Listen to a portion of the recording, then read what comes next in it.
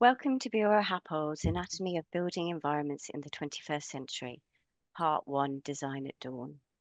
This is the first in a series of 3 online masterclasses on decarbonising building services. Thank you, Vicky. Welcome, everyone. It's great to see so many people joining us for this masterclass session. I'm Jason Cox, the Director and Discipline Lead in our Bath Building Environments team. Sustainable design has always been important to Bureau Happold, and as we see low carbon approach to design becoming more common, it's really important to ensure that as a team, we understand the impact of our decisions and that we make the right decisions as early in a project as possible. Today, we will be talking about embodied carbon in MEP systems.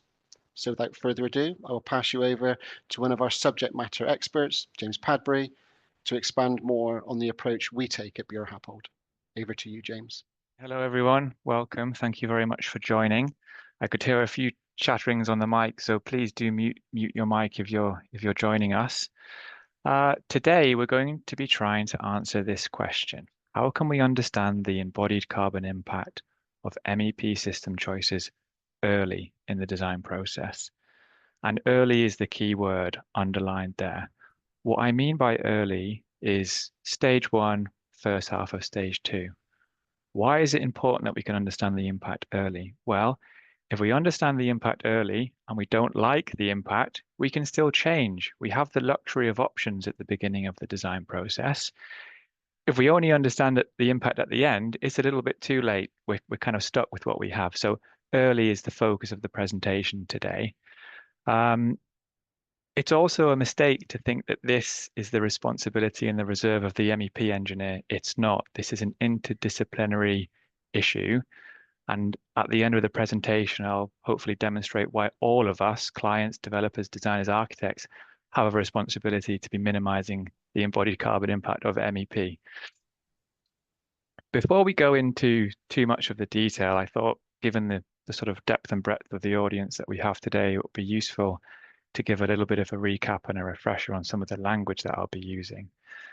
So the first thing is to kind of define embodied carbon. Essentially, it's the carbon that's associated with the manufacture, transport, installation of the materials.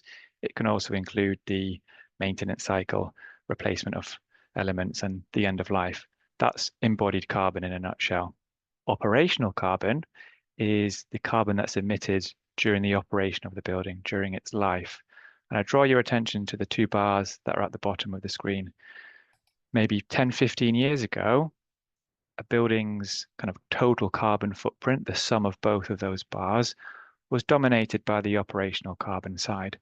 What we're seeing today through the decarbonisation of the UK grid and through ever sort of ratcheting up of Part L efficiency standards, that embodied carbon is starting to dominate. It's becoming the bigger piece of the pie. And that's why we're seeing a lot more focus on what is the embodied carbon, how can we understand it, and how can we minimize it, because it's becoming the lion's share of that total carbon pie. If we have a look at that carbon pie, I've just explained that the embodied carbon is becoming the dominant sort of component. If we drill into that and break that down into its component parts, it might be obvious intuitively that the structure has a big role to play, and it does. The frame, the floors, and the substructure are significant components, but the MEP is not insignificant. I've put 20% on the slide today. That's variable. It can be lower, it can be significantly higher, depending on the building typology. So the MEP embodied carbon impact is high. It is something that we need to understand, and it's something that we need to address, and as far as possible, minimize. So why should this matter to you? Got a few points. Hopefully one of these speaks to you. First of all, it costs to offset carbon emissions. So if we are setting out on a project journey and we want to be true net zero, we'll minimize our emissions as far as possible, and then we'll offset the remainder. That offsetting comes with a pounds and pence cost. So we can minimize the amount that needs to be offset. There's a benefit. sort of baked into that is an interrelation or a correlation between the construction cost of the building and the embodied carbon cost of the building, particularly with MEP. If you have less MEP, there is less embodied carbon and it will cost less. So there's a strong commercial reason to be interested in this and to focus on this.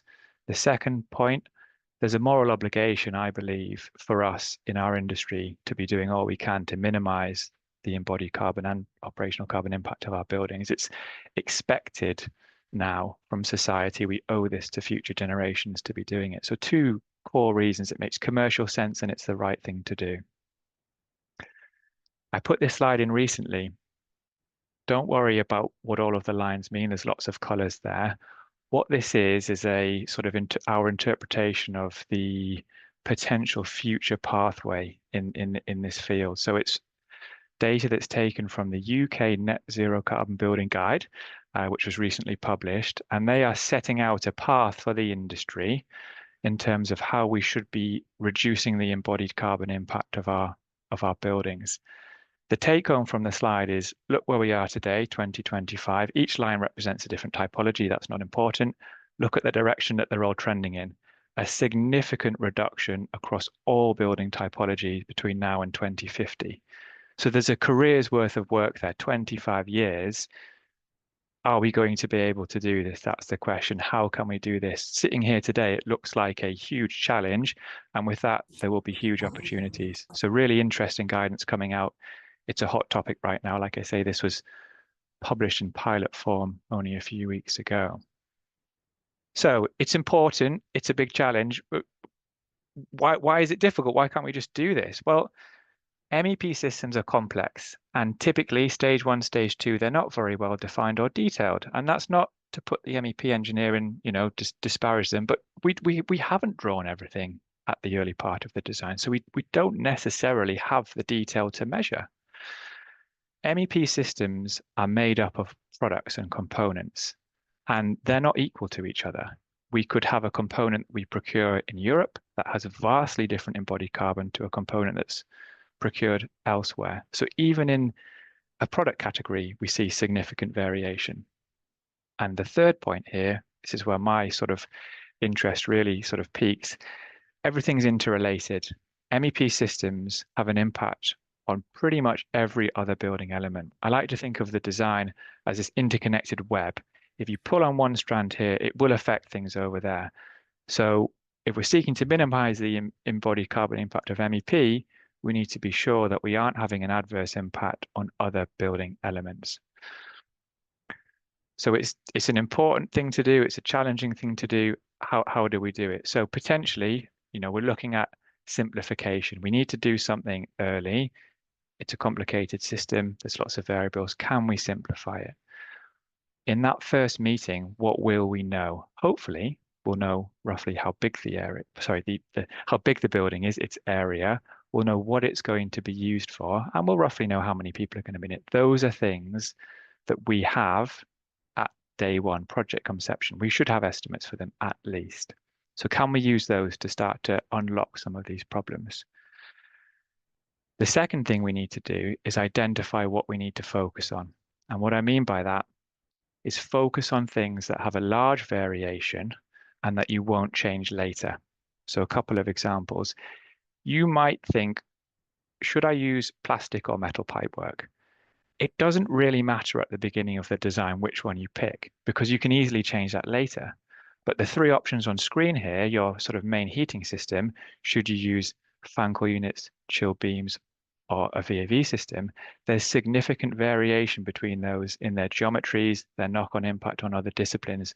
So that's the type of system that we would want to focus on early, understand the impact of it such that we can make the right choice, and then we follow on from there. So taking those two thoughts and doing some number crunching in the background, we at Bureau Happold are able to produce charts like this, which I think are quite interesting. So what this is showing is the embodied carbon impact of each of those three systems. So we've got fan coil units in purple, VAV in green, and chill beam in sort of that pink color. And a lower number is a good number here. So what we're seeing is that if we have an office type situation with around 10 square meters per person, Fankel units are giving us a good solution. They're giving us the lowest embodied carbon. If we sort of increase the occupancy density by moving left on this chart, so we have less square meters per person down to 1 square meter per person, where that could be a kind of assembly type situation, lecture theatre, dense conference room. The answer is slightly different. VAV actually then is slightly better than Fankel units. So is this the answer? Is it a graph like this? Is this telling us enough in that early stage to say, okay, what type of building am I? Use this lookup tool. This is the right solution. Well, I would argue that that's potentially, although it's a useful tool, it's oversimplified because it's missing some of those important elements which I outlined before, which were the MEP system will have an impact on other building elements. That graph isn't showing that impact. It's not measuring that impact. And the MEP system choice will have an impact on our operational as well as our embodied carbon. So how at Bureau Happold do we consider all of this interconnected web? And I thought the best way of explaining our approach was to take you through a worked example. So this is a real world worked example. It's based on a real project that's so currently still in design. And we were, I think we were, it wasn't unusual, but it was a greenfield site. So we had a flat piece of land and there was no set design for the building. So the first question on everyone's lips wasn't, what MEP system are you guys going to do? It's, what shape is my building going to be? So we're kind of we're taking a step back from the MEP system for a second for the purpose of this example to what shape is the building? So we sat down with the architect and we sketched out a number of typologies. We call these are options. So little 3D views of what that building could look like. So we start with the top left, which is the benchmark block, a relatively sort of homogenized mass. Top center, we have the flower, sort of that central element with the petals around the edge. Top right, we have the comb, which was a fairly traditional institutional style building. Bottom left, we have the village, which is those disparate blocks. And bottom right is the courtyard. So we were seeking to understand which one of these should we pick? We're at that early design stage. Which one might give us a good answer? So the first thing we need to do is decide, well, what is a good answer? What are we measuring? So we needed to define some KPIs, key performance indicators, and we split those into kind of two halves. On the left half, we have KPIs that are related to the end user, to the person that's going to be in that building day in, day out for the next 60 years. So the first one we defined was daylight availability. How much of that floor can be daylit? Second user-centric one was connection to outside. How many of those people have easy access to a window that can open or to a door that they can go through to get outside? Those were really important to the end user of this building, that connection to outside and maximizing daylight. On the right-hand side, you have what you might expect me to talk about based on the topic of this presentation, the energy performance, which essentially is the operational carbon, and bottom right, the embodied carbon. And I fundamentally believe that when we're measuring anything, it's important to be careful what we're measuring and measure a broad range of metrics. And that hopefully will become clear as we go through some of the results of this analysis. We took those 5 typologies, we took those 4 KPIs, and people in our office, much cleverer than me, crunched a whole load of numbers. And what that allowed us to do was this, we sort of phrase it with the client as data-informed decision-making. It's something they were really keen on. We were making a decision based on an informed set of KPIs, some data that was real. And the first part of the analysis looks like this. So there's quite a lot of detail on here. Don't worry, we'll walk through it sort of step by step. So we have an initial scoring assessment. It's a coarse filter. So we defined a threshold that you needed to be above. On this graph, a high bar is a good bar and a low bar is a bad bar. So anything that didn't meet the threshold, we were able to discount from our analysis. The benchmark block here circled in blue corresponds to the blue bars. And the interesting point here is that the benchmark block performs very well for energy performance and embodied carbon. but it performs very poorly for connection to outside and daylight availability. And I think that's a really important take home from this slide. In our aim as designers to minimize embodied carbon and minimize energy performance, we must not forget that someone has to live in this building, work in this building, be in this building. We cannot forget about the end user. So we need to have a balanced approach to this. We can't seek to optimize for a narrow set of objectives because we're potentially then building a building that won't be well used, it won't be well occupied, and at the end of its life will likely be sort of demolished and not reused because it was not a good building in the first place. So I think a longer term view is important at this stage and at this juncture as we're seeking to minimize everything. We have to be careful about where we're focusing. We were also able to discount the comb at this stage. It's slightly underperformed from an embodied carbon point of view. So again, it was able to be discounted. We then took the remaining 3 typologies, the courtyard, the flower, and the village. We took them forwards and refined our analysis. And that's what you're seeing here. So again, the box that's around the image corresponds to its bar. A high bar, again, is a good bar.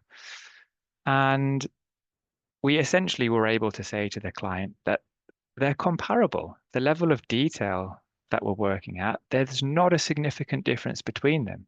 We think they are all performing comparatively well. And therefore, as a client, you should pick whichever one you prefer.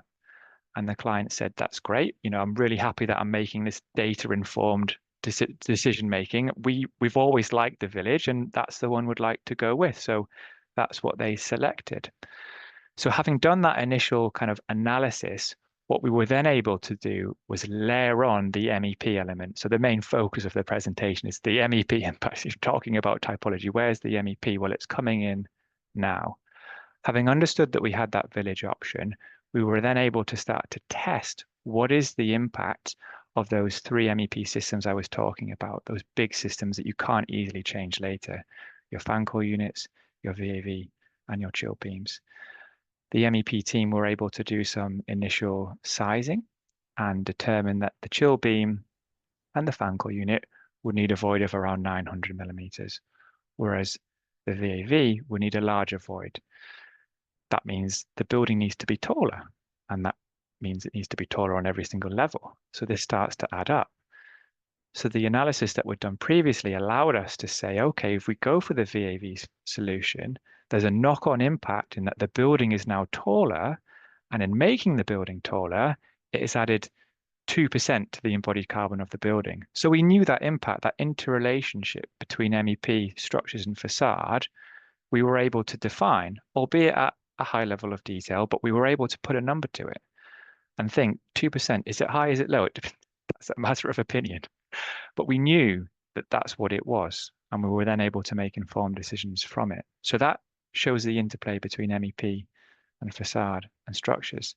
The second question or key thought that we kind of left behind when we oversimplified originally was the impact on operational carbon. And again, using those models that we'd built, we were able to test that and quantify it.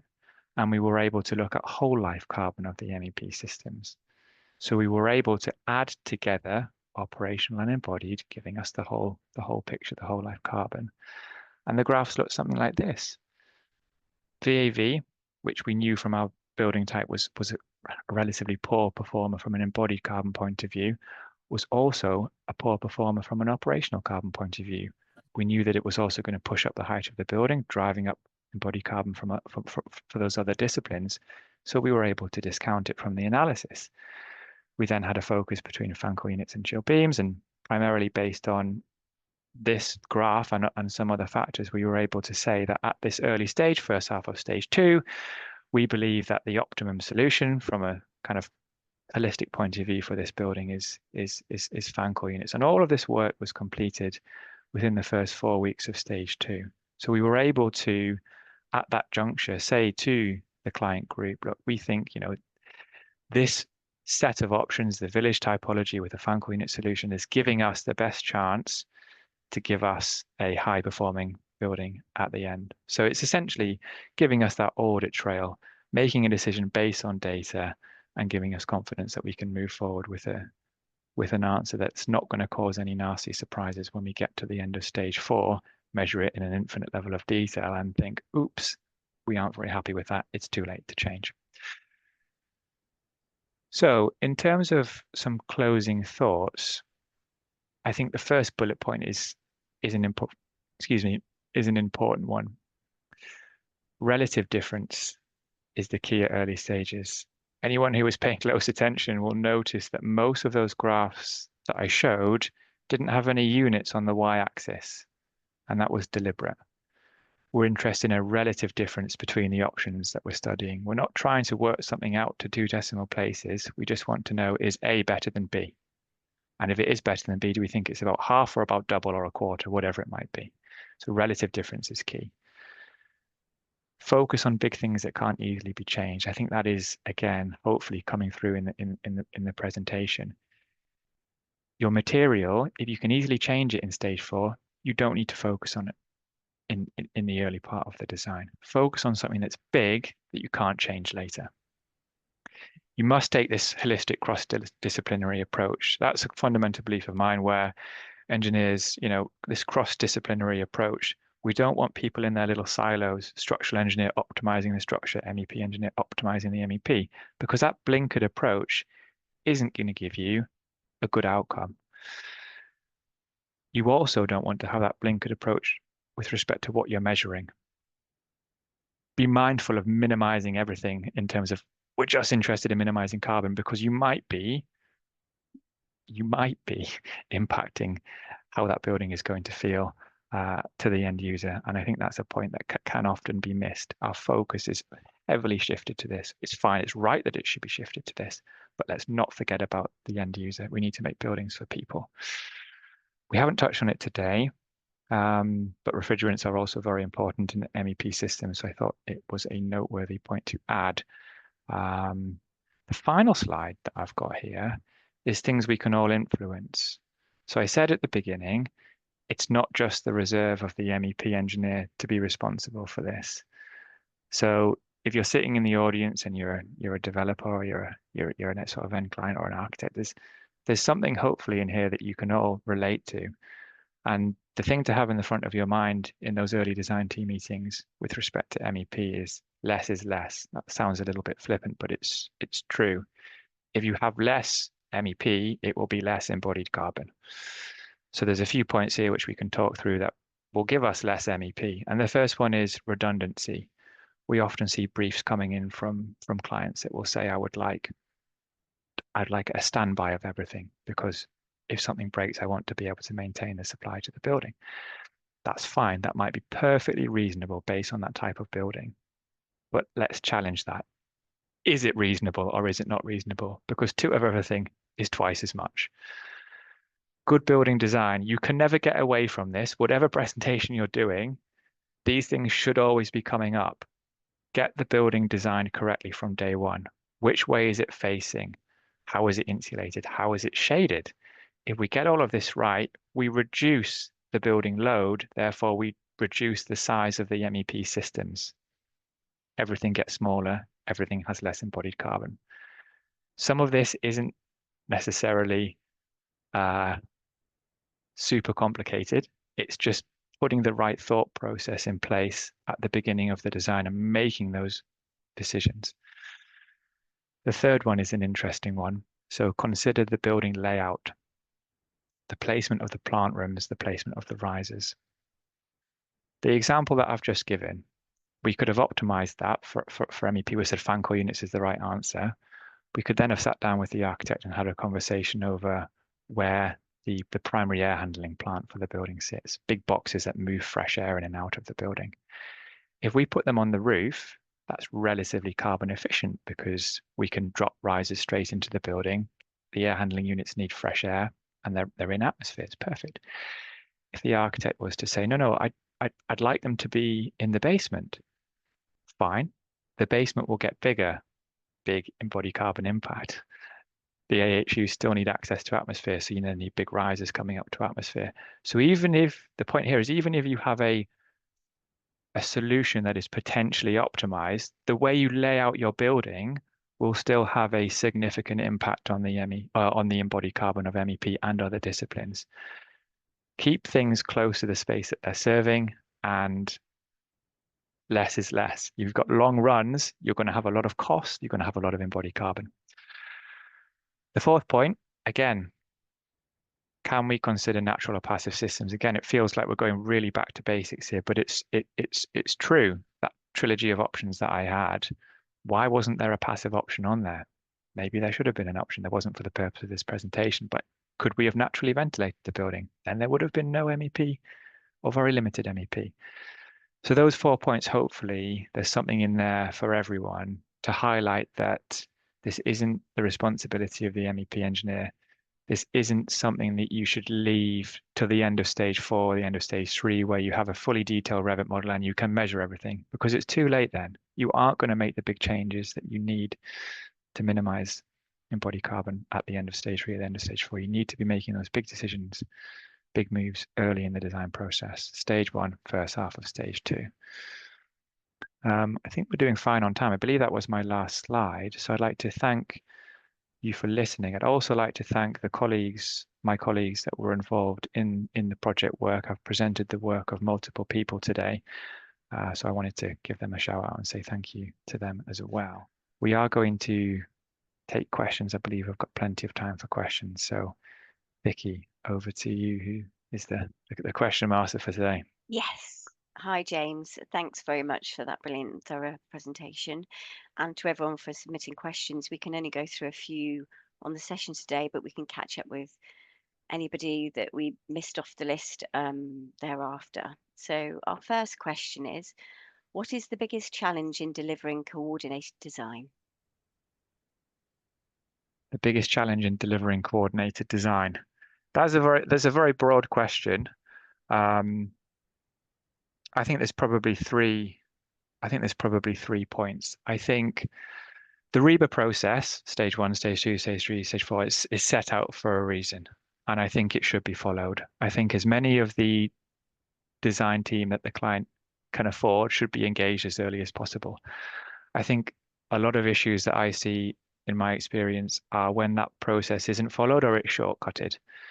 Not engaging the right team early enough for them to have an impact and have an influence, and then trying to play catch up later on, or potentially trying to shortcut and compressing that period. So I think respecting and following the design process, I think, is important. I think probably a second point is moving into Revit too early. I think when we move into Revit, people then tend to go back into their silos and they'll focus on populating the model, because that's what progress is. It's a populated model.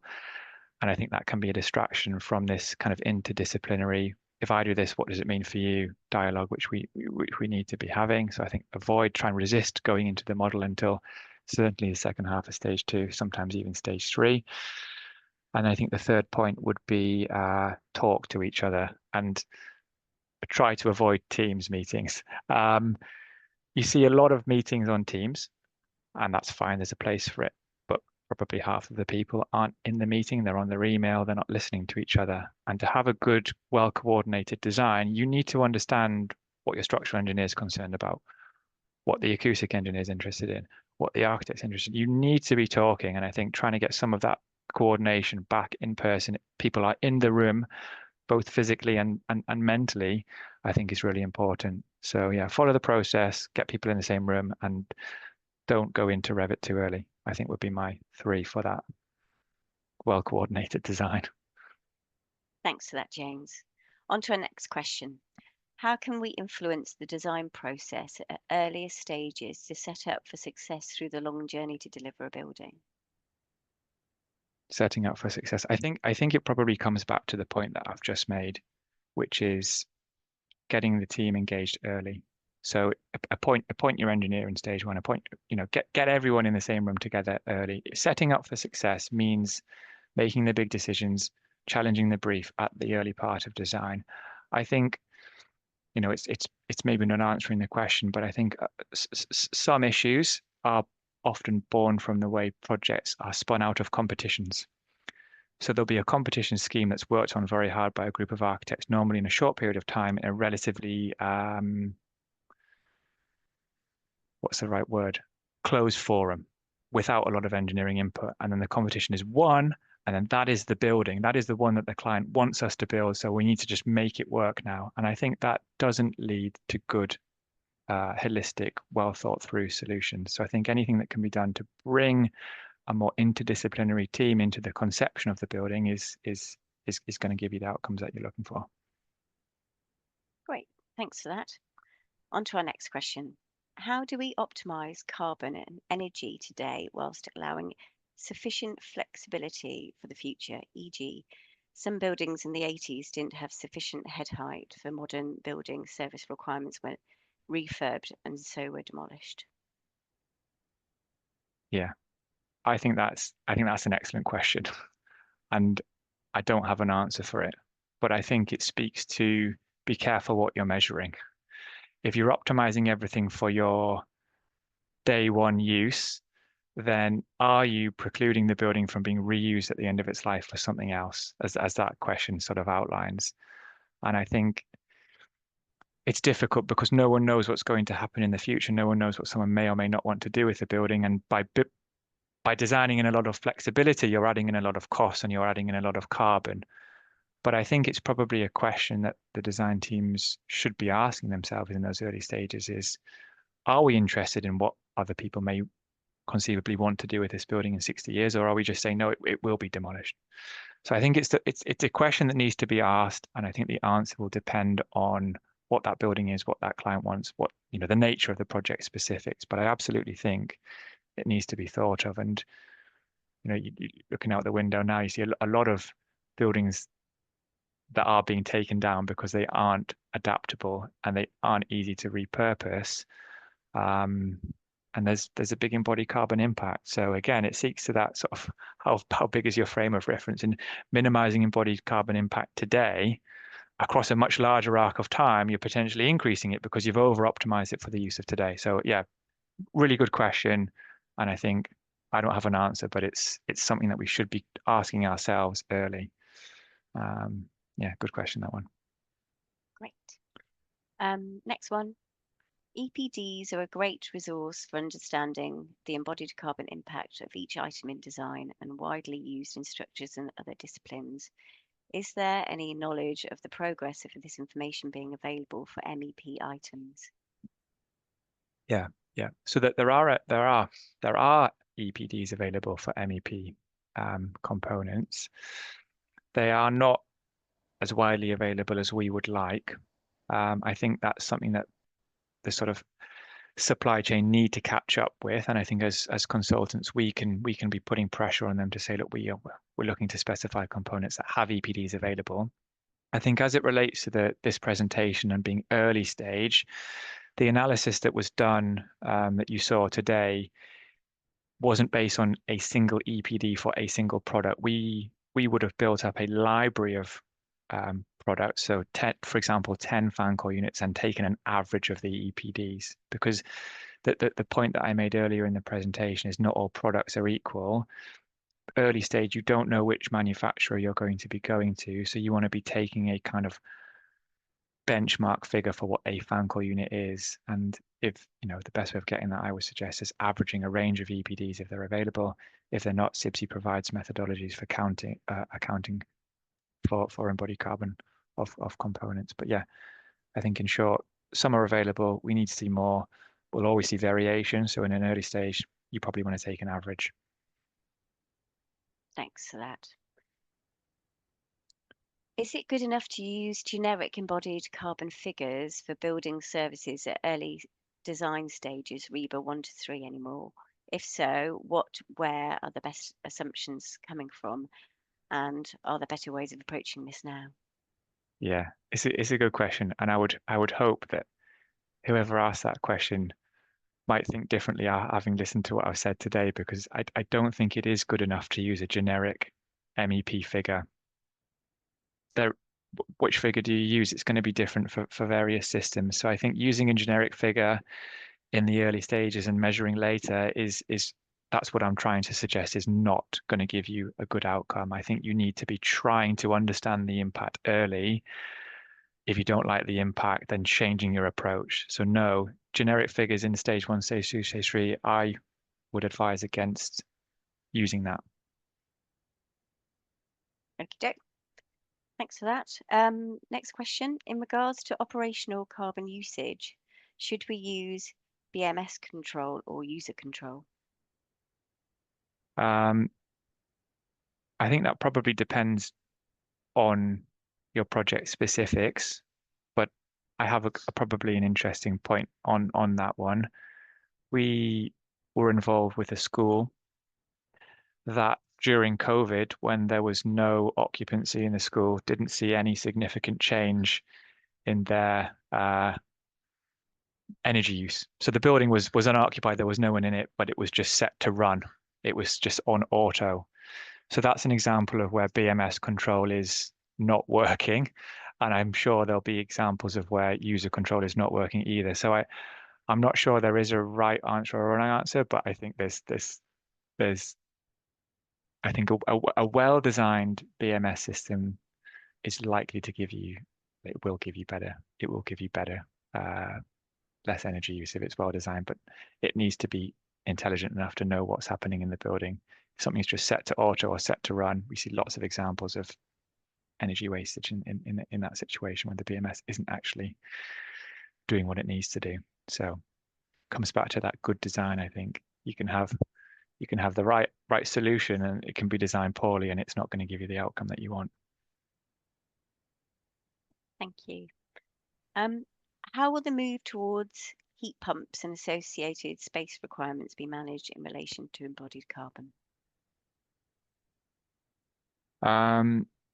That again is that question I think is really on the money actually, because as we move towards heat pumps over, say, for example, a gas boiler, we are likely to see an increase in the embodied carbon of the MEP system, but we will see a reduction in its operational emissions. So that's why it's important to look at this thing as a whole and look at the sum of both of the embodied and the operational, because the heat pumps, I think in general, you probably are going to see an increase. All of our buildings are heat pump led nowadays. So you pay a little bit more in your embodied, but you get the benefit of the running costs and the reduction in the operational energy. So it's that trade-off. And I think that's why to sort of assess whether the trade-off is worth it, you need to be looking at both sides of that coin in your design process. Thank you. And I've got our final question for today's session. Is there an ongoing conversation about the reuse of MEP? Again, not that I'm aware of, but I think there probably should be and needs to be. If you remember that graph that I showed you of that we're here at 2025 and in 25 years time we're a fraction of where we were. Design will take us so far, good design will take us further, but the remainder, I think that has to be done through a higher reuse, a higher recycling of elements, and that might just be in the materials themselves. We see a higher recycled content in the materials, or it might be, as the question says, that you actually reuse that product or reuse that component.